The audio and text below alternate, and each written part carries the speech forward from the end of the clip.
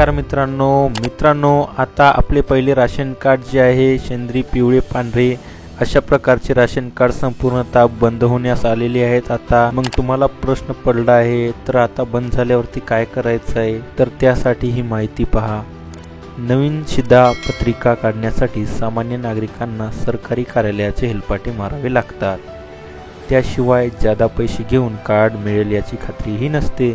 त्यामुळे एजंटासह सरकारी कार्यालयामधून होणारी आर्थिक पिळवणूक थांबवण्यासाठी आता सामान्य नागरिकांना ऑनलाईन पद्धतीने राज्य सरकारकडून मोफत राशन कार्ड उपलब्ध करून दिले जाणार आहे।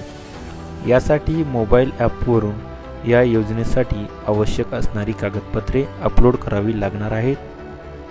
तहसील कार्यालयात पुरवठा निरीक्षक आणि तहसीलदार या कागदपत्रांची पडताळणी ऑनलाईन करून ई शिधापत्रिकाधारकांना मंजूर करून देण्यात येणार आहे। नागरिक संगणक साक्षर नाहीत किंवा ज्यांपाशी मोबाईल ॲप्लिकेशन कागदे नाहीत तर अशा नागरिकांना तालुक्याच्या ठिकाणी जाऊन ई शिधापत्रिकेसाठी कागदपत्रे अपलोड करता येणार आहे। तसेच ज्यांच्याकडे शिधापत्रिका आहे त्यांना ई शिधापत्रिका करून देण्याची सुविधा उपलब्ध राहणार आहे। कुटुंबातील व्यक्तींच्या प्रमाणात धान्य देण्यात येणार आहे।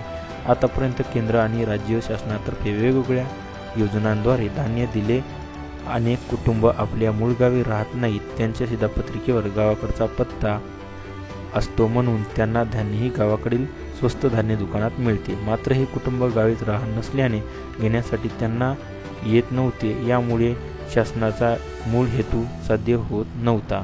त्यामुळे आता शासनाने ऑनलाईन डिजिटल कार्डमधूनच आपलं राशन कार्ड बनवायचे ठरवलं आहे। तर माहिती कशी वाटली मित्रांनो, कमेंटमध्ये नक्की सांगा। नवीन असाल तर चॅनलला आत्ताच सबस्क्राईब करून घ्या, अशीच नवीन माहिती तुम्हाला मिळत राहील।